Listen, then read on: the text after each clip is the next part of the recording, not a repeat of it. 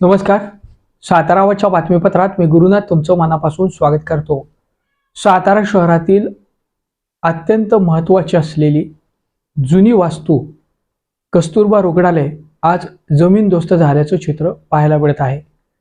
वास्तविक स्वरूपात सातारकरांच्या आठवणीला जमीनदोस्त करण्याचं काम झालं असल्याच्या चर्चा आता सातारा शहरामध्ये रंगू लागलेल्या आहेत. साताराचे नगराध्यक्ष अमोल मोहिते यांच्या पाहणीनंतर ही कारवाई करण्यात आलेली आहे. राजधानी साताऱ्यामधील कस्तुरबा रुग्णालय ही एकमेव अशी वास्तू आहे की ज्या वास्तूवरती एक घड्याळ होतं की जे कायमच लक्षवेधी ठरायचं.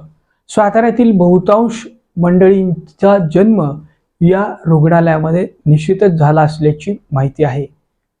या 1954 सालातल्या वास्तूला आज जमीनदोस्त करण्यात आलेला आहे. या ठिकाणी अवैध व्यवसायांची वाढलेली बजबजपुरी या कारणास्तव तसेच ही इमारत धोकादायक पद्धतीनं झालेली होती.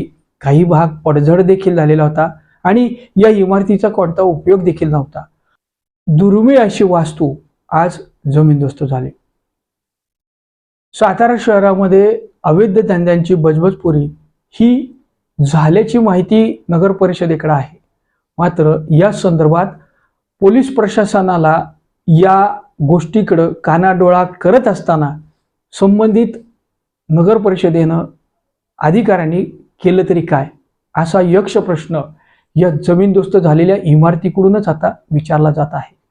माझा दोष काय, मला तुम्ही पाडलं, अशी ती इमारत आता भग्नावस्थेत असल्यानंतर बोलू लागलेली आहे. आज चिरंतन आठवणींचा हा एक मौलिक असा ठेवा आज काळाच्या पडद्याआड गेलेला आहे. सातारा नगर परिषदेच्या माध्यमातून उभारण्यात आलेली विविध संकुलं, त्याचबरोबर भाज्या मंडई आणि विशेषतः राजवाडा परिसर असेल, एस टी स्टँड परिसर असेल आणि विविध प्रभागांमध्ये आज देखील अवैध धंद्यांची बजबजपुरी सुरू असल्याचं नागरिकांचं म्हणणं आहे. कस्तुरबा रुग्णालयाचा हा जो काही इतिहास आहे तो आज जमीनदोस्त झालेला आहे आणि या आठवणीतल्या स्मृतीला आता फक्त तस्बीर बंद करूनच पाहता येणार आहे.